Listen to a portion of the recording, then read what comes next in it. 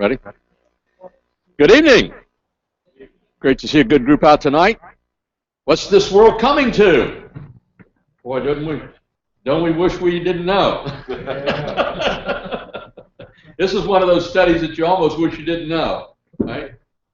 I'd like to welcome you to Revelation chapter 9 tonight. And we've been talking about, starting in chapter 8, the 7 trumpet judgments. Remembering Christ here is opening the kinsman redeemer scroll. The scroll started off with 6 seal judgments, and then the 7th judgment was the 7 trumpet judgments. And each of these judgments, this is going to be followed by 7 vial or bowl judgments. But we're in the middle of the ugly here. As a matter of fact, tonight it gets real ugly, uglier than ugly. This is the first woe that we talked about last time we were together. We've been through these 7 trumpets, and I'm just going to breeze through them here real quick to bring you up to speed. The 7 trumpets, that's the picture of the shofar, which is the trumpet that the Jews used to call their feast days and different things to order. The first trumpet judgment was started off with a half an hour of silence in heaven, and we pointed out there's no turning back at this point. This is the beginning of the end, if you will. And this is where Christ starts pouring out his wrath. If you were involved in a mortgage, we call the exculpatory clause is when they have the right to foreclose on you. And Christ now is beginning the foreclosure process, if you will. And it starts getting really, really ugly. And we've been looking at these, we looked at these last week. But there's 7 trumpets that are going to sound here. It talks about 7 angels, each one with a trumpet. We've already pointed out the word angel there means messenger in the Greek. So the trumpet sound, it starts with a half an hour of silence, and then the first trumpet sounds. It says the first angel sounded, and there followed hail and fire mingled with blood, and they were cast upon the earth, and the third part of the trees were burned up, and all the green grass was burned up. And we see here Christ pouring out his judgment on the earth. Starts with nature itself, and of course, anytime you have a natural calamity or a natural catastrophe, there's always consequences. There's always consequences as far as humanity is concerned. And we talked about, last time we were together, some of the manifestations of having a third of the trees burned up, and all the grass burned up, and the starving animals, and all the smoke, and everything else that goes with that regarding humanity's concern. And I believe this takes place right about the time that Satan has brought about his false peace, and then all of a sudden God's judgment begins. And all of Satan's best laid plans are going to start unfolding like a big puzzle here, and it's not going to be pretty. But we're talking about famines, deaths, earthquakes, fire hit from heaven, and destruction of nature itself. Starts with devastation of the land. The second trumpet judgment sounds in Revelation chapter 8, verse 8 and 9. It says, and the second angel sounded, as it were a great mountain burning with fire was cast into the sea. The third part of the sea became blood, and the third part of all the creatures that were in the sea and that had life died, and the third part of all the ships were destroyed. Trying to think who it was I was talking to just a couple days ago about fish kills. And I remember living in Lake Clark Shores as a kid, and every time we had a real major cold front come through, and we'd have fish kills all up and down the Palm Beach Canal, and they'd float up in our backyard and in Lake Clark Shores, and the smell and the stench and all the stuff that went on. I can only imagine when a third of the fish and all the stuff in the sea die, what that's going to be like. Okay, not going to be time to go to the beach. Okay. We also talked about a third of the ships being destroyed. If that happened today, how many Carnival cruise lines are out there with thousands of people on them, and military ships, and then all the little boats out there fishing every day and stuff? I mean, I don't know what that means, but it says a third of the ships are going to be destroyed. Supply ships. Huh? Supply ships. Yeah, supply ships, cargo ships. Yeah. freighters, oil tankers. I mean, you just can go on down the line.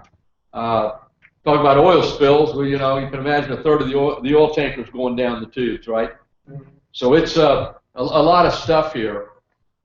Basically, terror from heaven, great burning mountain. We don't know what that means. It could be a meteorite or who knows. Devastates a third of all sea life, a third of all the ships in the sea, the loss of tens of thousands of lives, fishermen, cruise ships, and so forth. Okay. Massive food storage. Oh, you can imagine all the seafood probably is going to be unedible at that point. Okay.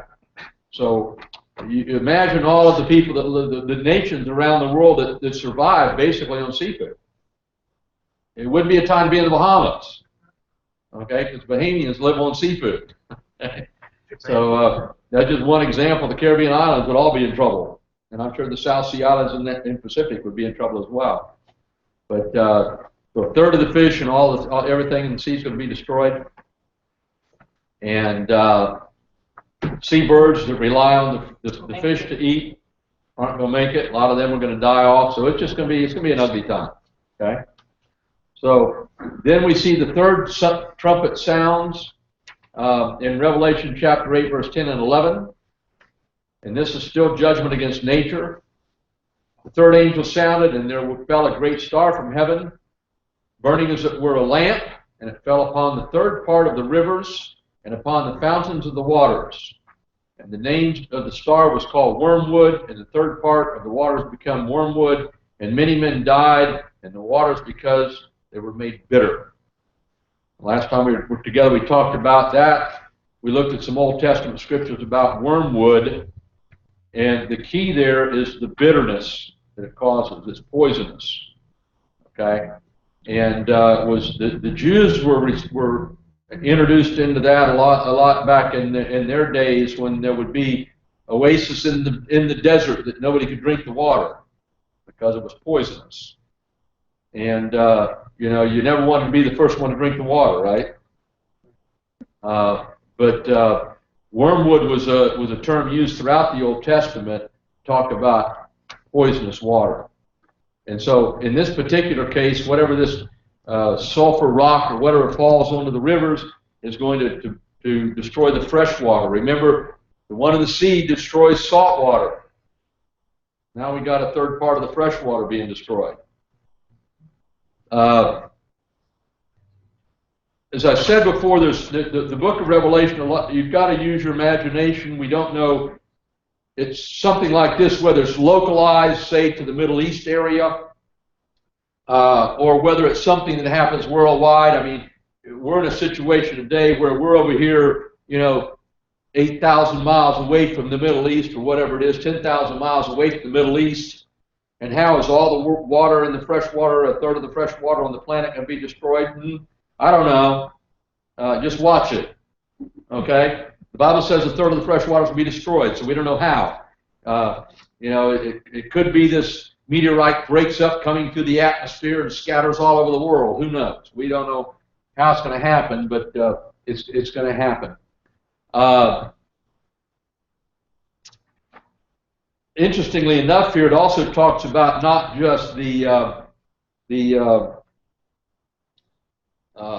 rivers, but it also talks about the fountains of the waters, and that's a reference used in the Old Testament. If you go back to the flood in Genesis chapter 6, where the rain came down, but also the fountains of the deep broke up, and that's a reference to the underground aquifers and stuff. So this is not just going to affect the rivers; this is going to affect the underground water supplies as well. So water that comes out of wells now is going to be worthless. Okay, so it's an ugly thinking. Yes, Pastor. It says there that and the name of the star is called. What star are they referring to? The one that falls to the earth. We don't know what star it is. Okay, star. All it says is there's going to be a star that falls to the earth, and it's called wormwood. It's probably referencing the wormwood is telling us it's probably sulfur or something that's going to destroy the water.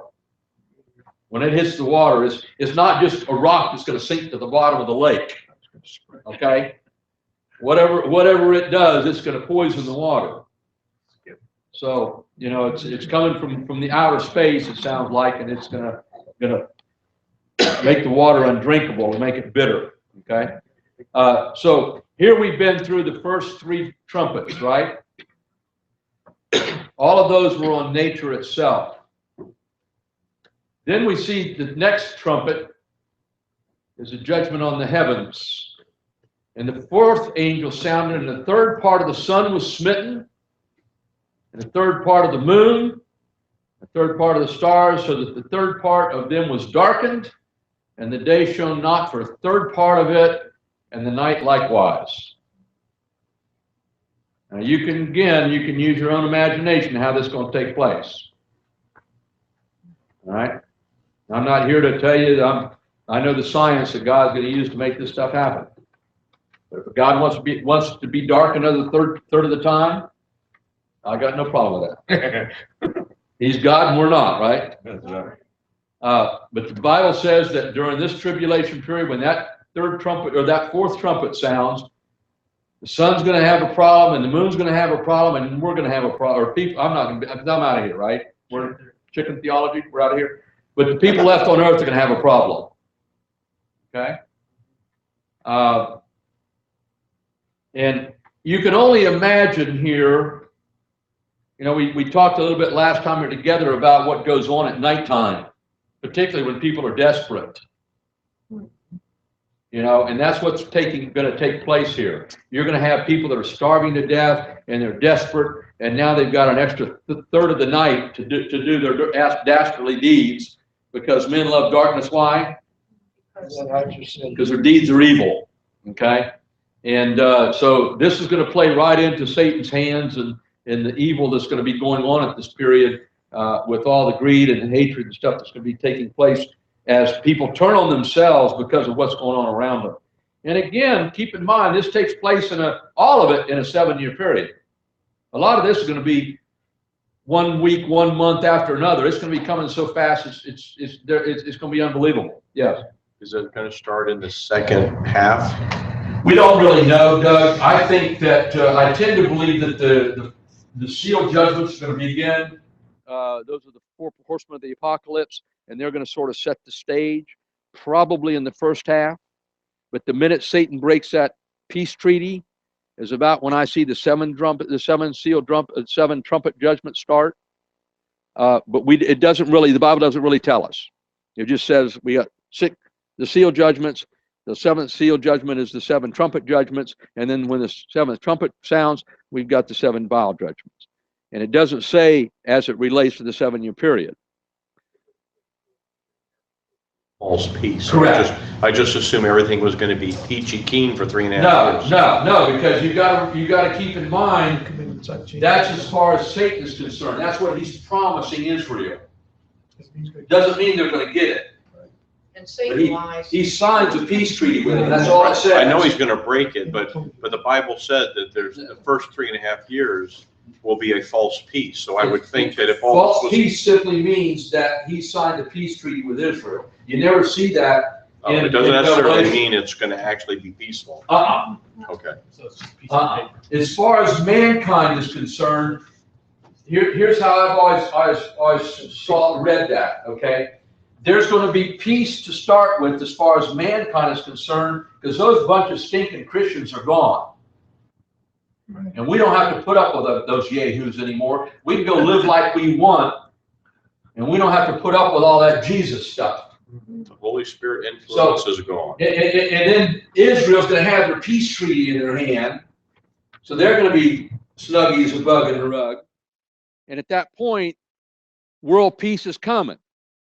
Because the only 2 issues right now in the world are the Jews with the Arabs and the Christians that want to be the killjoys, right? And those are the two problems. We're the problems for the rest of the world. So once the rest of the world gets rid of us, which we raptured out of here, and then they solve the deal with the Arabs and the Jews by giving them a peace treaty. Hey, we brought about world peace. Obama'd love every minute of that right now if he could pull it off. He'd love to get rid of me and what I preach. And people like me and you. Okay? He can stay in power. Yeah, I know. So, but that's where we're at. Okay? And so what I believe, yes, it's a false peace that's promised. But what happens when Satan promises all this false peace and he comes to power? As a matter of fact, the first horse of the apocalypse is Satan riding the white horse, and he comes to power without military conquest. He's got the bow with no arrow.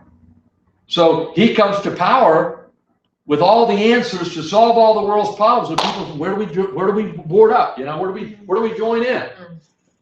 He's going to have the solutions for the environmental issues. He's going to have the solution for world poverty. He's going to have the solution for world hunger. He's going to have the solutions for Crime. for crime, for nuclear proliferation. He's going to have all the answers when he comes to power. Now, I was sharing with a friend out here yesterday. He actually was Holly's dad. And he and I were talking, and we tend to agree. I believe what's coming, and we'll talk more about this down the road. There's two beasts that the Bible talks about. There's the false prophet, and then there's the Antichrist, which is the real beast. But as I've taught this for years and years and years, we used to believe that the final Antichrist was going to be the Pope. And even it was supported a lot by some of Nostradamus' prophecies and stuff on how many popes were left, and I'm sure you've probably heard of some of that stuff. Okay, but we kind of believed that the Roman Catholic Church was going to be the world religion, and the Pope was going to be the Antichrist. That's what we used to teach 40 years ago. Well, I always questioned it myself, even though I taught it and I studied it through Hal Lindsey and others, a lot of other people that I studied years ago, and actually used to put on Bible conferences with a guy by the name of Bud Hunter that taught the same thing. But we all used to believe that way because we were all ignorant to the Islamic 12th Imam. And since Islamic 12th Imam, since Islam has become so popular in the last 20 years or so, and now the word is out on the 12th Imam, I'm convinced more and more that the Pope is probably going to be the false prophet. Okay? And he's the one right now, if you think about it, the Pope is the one that can bring Israel into the fold, not anybody from Islam. Pope is the Jews are never going to agree to a deal with the Islamics because of the hatred, and the Islamics want to wipe them off the planet. But the Pope can get him to the table, okay? Because Christians, quote, are for the Jews, right? And he can use that to get them to agree to a 7-year peace pact. So I can see the false prophet, the Pope, being the one that brings the Roman Catholicism alongside of the Jews, and that's okay, we're going to protect you guys, even though the Islamics want to bury you, we're going to protect you. But then it's going to get to the point, when you look at what's going on with ISIL right now, it's going to get to the point that the Catholics can't take on the Islamics and all of their violence and all of their beheadings and all this stuff. And I believe the Pope is going to succumb to the power of the 12th Imam when he comes on the scene. And the 12th Imam is going to be the Antichrist. But you're going to see him and the Pope get in bed together to serve Satan. And that's what I see happening now. We'll talk more about it and develop it in particularly chapter 13. But that, I think, ties in to what you talked about. The false peace is going to be after we're gone, and that beast, if you will, the false prophet, is introduced, and he's the one that brings signs the peace treaty mentioned in Daniel chapter 9, and it's going to give this sense of false peace that, you know, we're all going to get along here, and the Jews are going to get to do their temple worship and all that stuff, and everything's going to be wonderful. And then, but at the same time, Christ says, time out here. This is my time. This is the day of the Lord, the Old Testament calls it. Not Satan's time. This is the day of the Lord. And all of a sudden, the black horse and the pale horse and the red horse come out, and Satan's false peace starts coming unglued. And then, as he decides to bring his 12th Imam on the scene and break the peace treaty, by that time, I believe the trumpet judgments are sounding, and it just gets worse. Okay, this is Christ's judgment. We've got three things going on here. We got man thinking he's in control, men, that Satan's using. We've got Satan doing his thing to try to take over the world and prove that he's God. And then you got Christ foreclosing on the title deed of the earth, saying, no, hey, Satan, it's not going to happen. So all three of those influences are taking place here in the book of Revelation. Okay? So that brings us up to speed where we were last week. This fourth judgment sounds. It shifts again to the heavenly realm. We see it take place in the sun and the moon and the stars. We looked at Luke 21:25 last time, and Isaiah 13 being the day of the Lord. Also Ezekiel 32:7 and 8 talks about, I will cover the heavens and darkness and darken the stars. Now, it's possible that this takes place by cloud cover. It could take place by smoke. It doesn't necessarily mean that he turns off a third of the moon or a third of the stars or the third of the sun. We don't know. It mainly means that man's not going to be in the dark. That's what it's going to amount to. Okay? So, again, Joel and Amos, you can look at all those texts if you want to write them down, or I guess you've got the notes there from last time. But we looked at all that last time. Then we finished last time with the three woes. Revelation 8:13 says, an angel flying through the heavens in the darkness of the heavens cries with a loud voice, woe, woe, woe. The final three judgments, and we're going to start with the first one tonight, the final three judgments brings woe to mankind himself. These last three trumpet judgments are direct attack on humanity by Christ, to judge them and try to force them or get them to repent of their sinful ways. Now, sadly, as we go through this is what, breaks your heart to a point, but it's the reality. The more Christ pours out judgment on mankind, the more they tend to stick their fist up and say, who do you think you are? And it just shows the evil heart of mankind, really. You would think they would fall on their face in repentance and sorrow and repent, but they don't. They really don't. So let's get into tonight. Chapter 9, I want to read verse 1 through 12, and that's the first woe. The fifth angel sounded, and I saw a star fall from heaven to the earth, and to him was given the key of the bottomless pit. And he opened the bottomless pit. There arose a smoke out of the pit, like the smoke of a great furnace. The sun and the air were darkened by reason of the smoke of the pit. And there came out of the smoke locusts upon the earth. Unto them was given power, as the scorpions of the earth have power. And it was commanded them that they should not hurt the grass of the earth, neither any green thing, neither any tree, but only those men who have not the seal of God in their foreheads. Who's that? That's the 144,000 witnesses we read about back in chapter 7. Remember, the Holy Spirit seals them in their foreheads. So everybody else is at risk here. Okay? And to them it was given that they should not kill them, but that they should be tormented 5 months. And their torment was like the torment of a scorpion when he strikes a man. Anybody besides me been bit by a scorpion? Two of us. It's not a pleasant pain. Burns like probably something you've never felt before. Okay. And in those days shall men seek death, and shall not find it, and shall desire to die, and death shall flee from them. And the shapes of the locusts were like horses prepared unto battle, and on their heads were as it were crowns like gold, and their faces were like the faces of men, and they had hair like the hair of women, and their teeth were like the teeth of lions.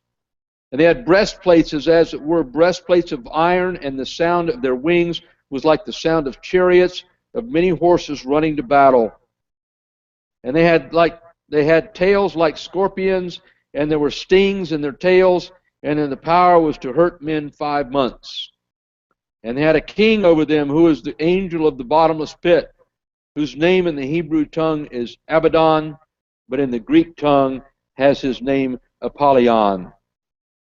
One woe is past, and behold, there comes two woes more hereafter. So, what do we see here? Well, first of all, it talks about this star from heaven. And the thinking there theologically is that Satan himself. Okay? And he's given the bottomless pit. Now, he was cast out into heaven. If you turn to Isaiah chapter 14, is the fall of Satan.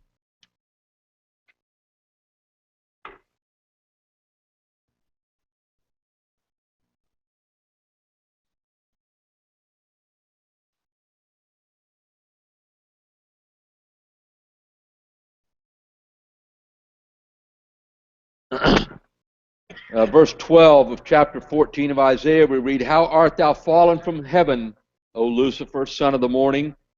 How art thou cut down to the ground, who did weaken the nations? For thou hast said in thine heart, I will ascend into heaven. I will exalt my throne above the stars of God. I will sit also upon the mount of the congregation in the sides of the north. I will ascend above the heights of the clouds. I will be like the Most High. Yet thou shalt be brought down to Sheol, to the sides of the pit. They that see thee shall narrowly look upon thee, and consider, saying, Is this the man who made the earth tremble, who did shake kingdoms, who made the world like a wilderness, and destroyed its cities, who opened not the house of his prisoners? This is Lucifer here being cast out of heaven. Most people believe that happened before the beginning of creation. Most people, a lot of theologians believe when it says in the beginning, God created the heaven and the earth was without form and void. Guess who was sitting here in the form and void? Was Satan. Okay? But somewhere in the past history of Satan and God, Satan was Lucifer, if you study him out, was God's prize cherub. Okay, you can look at Ezekiel 28:11 through 19 if you want. He was God's prize cherub, but he decided that he wanted to be God instead. And so we're in a spiritual warfare today. I've said before, particularly, remember a couple years ago preaching in Ephesians chapter 6 about putting on the whole armor of God, and I pointed out that we are nothing but pawns in a spiritual warfare. We're the pawns. We're the ones at war. We're the ones told to put on the armor because we're in a battle, and it's a spiritual battle that goes on around us all the time. There's evil in high places, satanic evil in high places that we have no concept of. Okay, and it's all around us.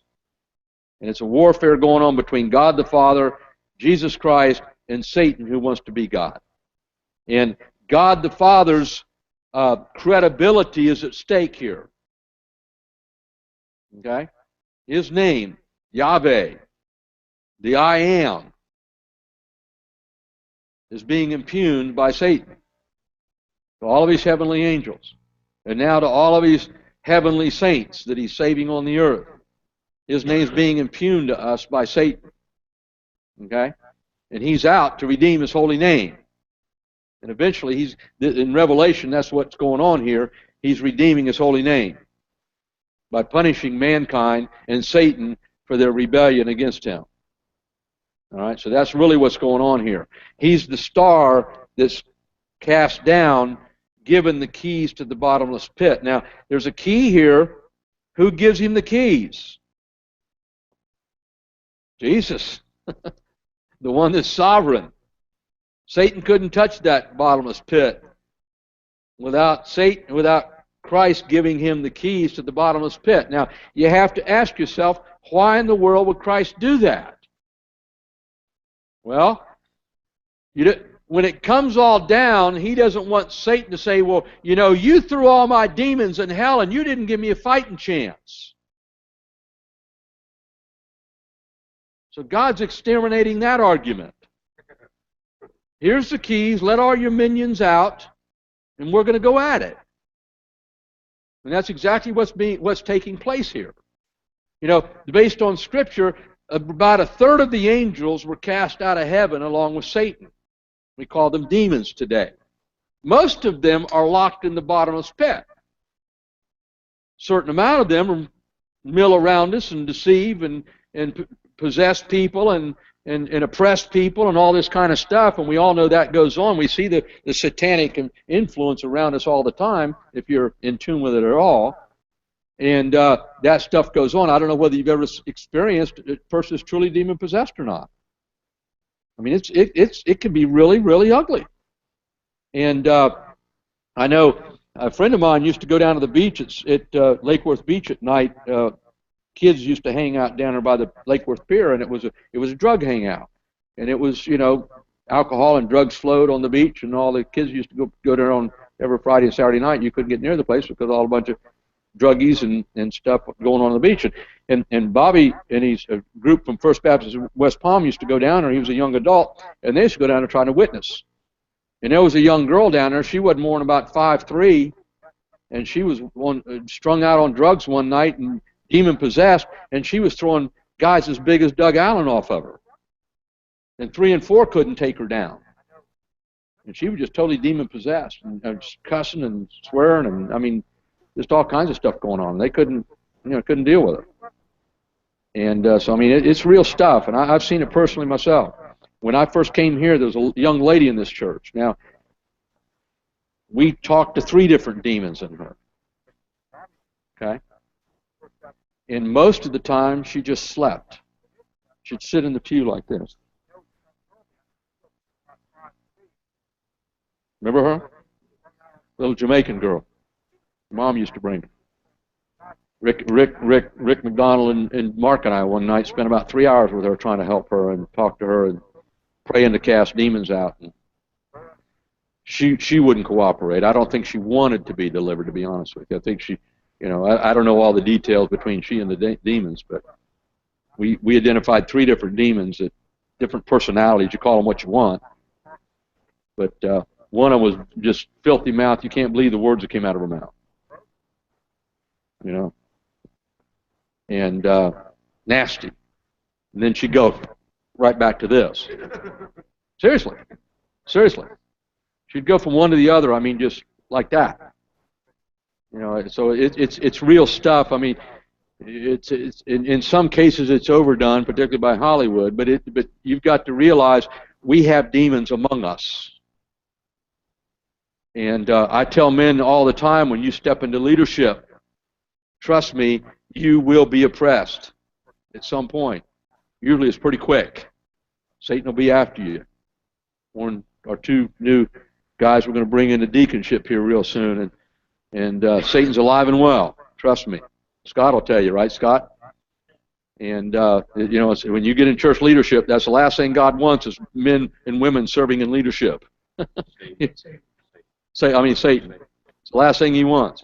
I used to go to that quite a bit when I was under Captain Perry, when I was out there witnessing and doing my thing. All the opposition that would come, and right. You could feel it actually. Right. Well, and I'll be honest with you, it's alive and well in the prison systems. So yeah, a lot of those guys and gals have given themselves over to satanic stuff and are totally demon possessed. That's why they're where they're at. So we could spend a lot of time talking about the demonic and the portals between drugs and alcohol and addictions and sex and, I mean, just on and on. The portals that allow people to be demon possessed are out there everywhere, and our kids today are playing with them unbelievably, but that's where we're at. But the point that I want to make here is this is satanic. Okay? These scorpions that come out, or locusts here, are satanic. They come out of the bottomless pit. Satan's given the key by God, by Jesus Christ, to open the bottomless pit and let his minions out so they can do their thing. Now, they've got limits. You notice that. They can't touch they can't touch nature. Their job's to go after the unsaved. That's their job. God's already told them, those that have my seal, you can't touch them. So even though he's allowing Satan to take over, you still see the sovereignty of God involved. Huh? Just like in Job. Yeah, exactly. God allowed Job to be lose everything he owned, his family and all of his crops and his herds and everything. And then when Satan came back and accused him again, God says, well, you can take Job's health away, but you just can't take his life. So same idea here. There's limitations to what Satan's allowed to do, even though he's given the keys to open up the doors and let all of his demons out. There's limitations to what they're going to be able to do here. Limits them to 5 months of torment, and limits to who they can torment. And as locusts usually would eat the grass and the trees and everything, they can't do that. He's already taken care of that with all the other trumpet judgments, okay? So he doesn't want any more trees destroyed yet, all right? So we see these beasts come out. Again, we see more darkening of the sun and the moon with the smoke coming out of the bottomless pit. The Bible talks about the bottomless pit being fire and brimstone, which would mean probably sulfur again, burning and creating the brimstone and the fire and the brimstone. And if you've ever been around sulfur burning, it doesn't smell real good. I've took compared to no, I'll get it out. What's the chemistry that's carbons and all that kind of stuff? Organic chemistry? Huh? Organic chemistry in college. Okay, and we made a hydrogen sulfur burner. We used to produce hydrogen gas out of it, and you put sulfur in there and you heat it up, and hydrogen gas comes out. And I had a 4-hour lab twice a week with that course, and used to go in there and you're testing different compounds and stuff with it. You'd have to heat that thing up, and all this smoke would come out, and the stink in that room was unbelievable. So sulfur burning is not a sweet smell, believe me. Okay, but these demonic locusts come out, and that's what's going on here. The Bible identifies them as locusts, and I found this picture on the internet. I don't know if this is what they look like or not. I will say this. I've taught this for years since they've come into being, and again, it might or might not fit the description that you see here. This is one of those areas that you've got to realize. Here's John, the Apostle John, roughly 2,000 years ago, writing about stuff that he's seeing, and we're now in the 21st century with all the technology and all the stuff that we've got today, and John is seeing it in living technicolor and trying to write it down and describe it. This could very easily, to me, sound like a Black Hawk helicopter. Okay, I mean, I've used that vision. It might not be a flying locust like we tend to think. It might be John trying to describe. If you were John and you saw a Black Hawk helicopter flying around and shooting laser missiles out of the tail of it, what would you think? How would you describe it? You know, so I don't know. This is one of those areas to use your imagination. It's demonic, whatever it is. And we're going to see here in a few minutes that Satan's controlling it all. But he's going to have control, I believe, of the world military at this point. And it's possible that with some of the technology we have today, it could be some type of chemical warfare he's using that doesn't kill people, but it torments them for 5 months. We just, we don't know. And I'm not here, huh? The drones? Could be, yeah. That look like these things. We got that capability today. So I mean, with you can use your imagination to whatever it is. I really don't care. This is one of those areas I don't care what it is. It's satanic. It's going to look like locusts, and it's going to sting people, and it's going to, because of the scorpion reference, I believe it's going to be stingers, and torments them for 5 months, and they're going to want to die and can't. So that's the judgment here. Christ is allowing this to happen. This trumpet blows, and part of that judgment is he's going to say, "Here, Satan, go have at it," and give him the keys to the bottomless pit. Okay. They're identified here as tails with stingers like scorpions. They have the power of a scorpion. Have you ever tried to kill a scorpion? Buddy, I mean, you have to take something and just cut them in half, and they're still squirming. Those things they are tough as nails. I mean, when I was a kid, in town, we used to have wood piles behind our house, and we were always seeing scorpions in there like this and having to kill them. And I mean, you can almost take a ball bat and beat them to mash them, and you still haven't killed them. They're still trying to sting the ball bat. I mean, they're brutal. Okay, so I understand what he's talking about when he says the power of a scorpion. You know, it's this big, and I mean, you can't believe how tough they are. Again, don't eat the leaves or the plants of the trees, so he limits that.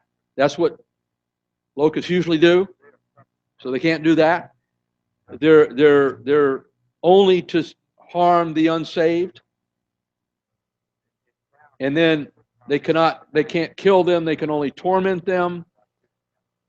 And the thing that really grabs me here is verse 6, where it says, "And in those days shall men seek death, and shall not find it." They can't even commit suicide. Okay. Matthew 24 talks about them crying out that rocks will fall on them. Okay? They can't find death. Then at verse 7, it starts about a description of what they look like. And this, again, you can use your imagination. Okay? The basic shapes are like locusts. Now, I've seen pictures of the swarms of locusts out in the Midwest, back in the 20s and 30s and stuff, and that to me just terrifies me, seeing that. I cannot imagine locusts in that many numbers just overwhelming and just destroying whole fields of crops in a matter of hours, and they're all over your house and your clothes and your cars and in your house, and you can't open a door or they're in the house. I mean, they're just swarming. I've seen a deal over in Australia where they got rats like that. And the swarm of rats, and they can't get rid of them. But the swarms of locusts, to me, are just unbelievable, what it must be like. And that's kind of how I envision this, okay? Only it's totally satanic, all right? Says that they have bodies like locusts.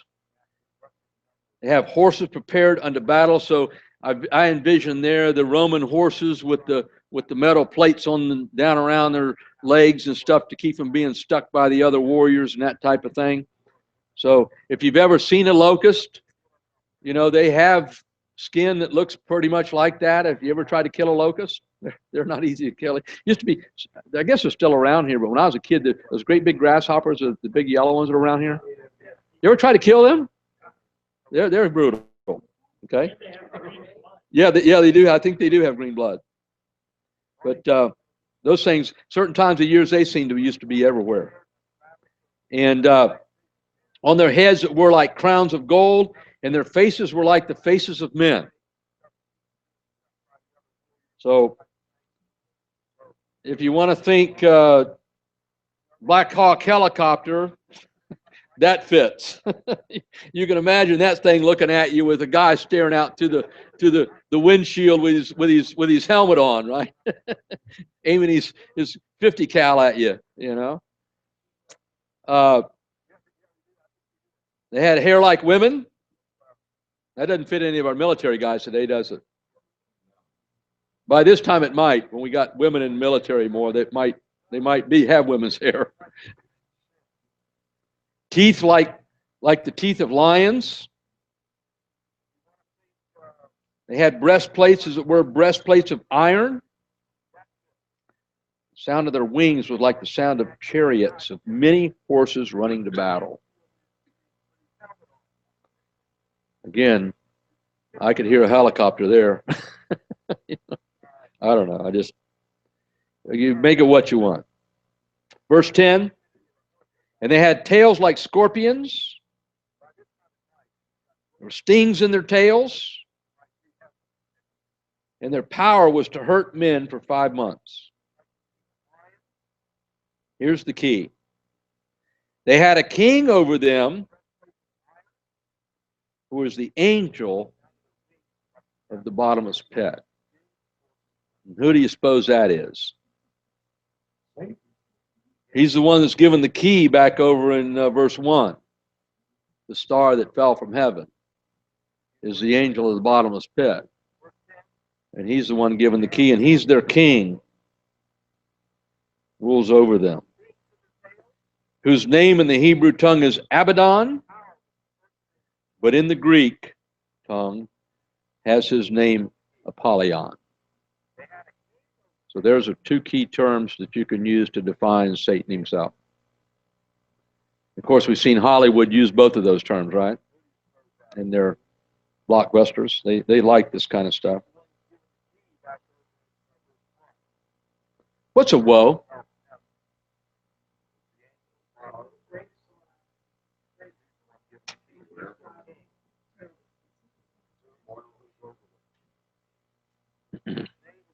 This is the first one. This is when it gets really bad.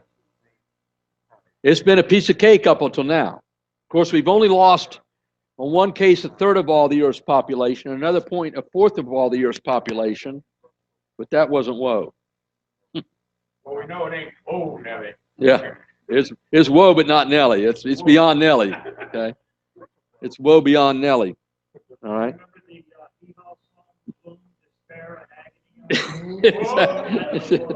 You've aged yourself now. Poor Holly and Angel don't have a clue what you're talking about. They don't know what hee-haw is.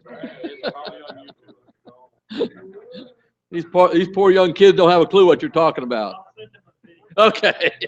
They've seen it, they've heard it. No, they haven't. Yeah, I was laughing. Yeah, it was a redneck version. Hee-haw was a redneck version of laughing. That's pretty well puts it. Pretty well puts it. Verse 12, one woe is past, and behold, there come 2 woes more hereafter. So next week we'll pick up on the second woe. This is our next time we're together. We'll pick up on the second woe, which is the 6th trumpet judgment. Okay? I'm done. Any questions? Yeah, I was just wanted to ask you a question. You had mentioned 144,000, right? The remnant. Now, yeah, I was going to say that 144,000 consistent with the sprinkling of each of the 12 tribes of Israel, right? Right. Okay. We studied that. We studied that several weeks ago, back in chapter 7.